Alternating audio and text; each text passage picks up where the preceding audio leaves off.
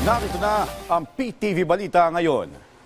Ipiniliwanag ng Department of Finance sa iba't ibang LGUs ang calculation sa National Allotment Shares na alinsunod sa Mandanas-Garcia ruling ng Korte Suprema at umiiral na batas.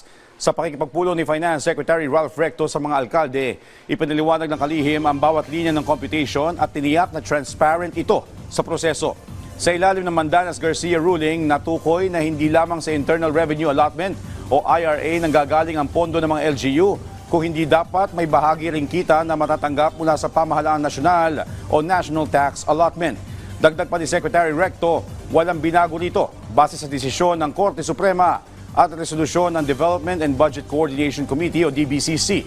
Pinasalamatan naman ng mga alkalde ang DOF sa pagiging bukas at pagtugon sa issue. Para sa lagay ng panahon ngayong araw, makakaranas ng kalat-kalat na pagulan ang Bicol Region, Cagayan, Isabela, Quirino, Aurora, Quezon, Oriental Mindoro, Marinduque at Romblon dahil sa shear line. Maulap din na papawirin na may kalat-kalat na pagulan ang mararanasan sa Eastern Visayas, Caraga, Davao Region, Sulu at Tawi-Tawi dahil sa easterlies. Northeast monsoon o amihan naman ang sanhi ng mga pagulan sa Cordillera Administrative Region. Nalalabing bahagi ng Cagayan Valley, Metro Manila, Ilocos Region at nalalabing bahagi ng Central Luzon. Tiniyak ni Pangulong Ferdinand R. Marcos Jr. na hindi mababawasan ang serbisyo at benepisyo ng PhilHealth sa kabila ng zero subsidy.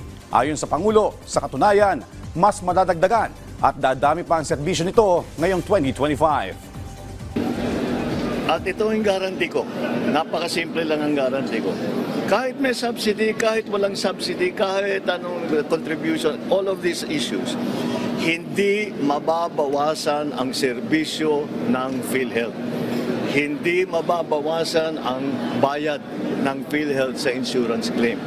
In fact, baliktad, padadamihin pa namin ang serbisyong ibibigay ng PhilHealth, palalakihin pa namin ang pagbayad sa insurance claims. So, I would like to just assure everybody, huwag niyong inaalala na mababawasan ang serbisyo kahit na kanino, para sa senior, para sa mga hirap, para sa middle class. Walang mababawasan kahit isang kusing.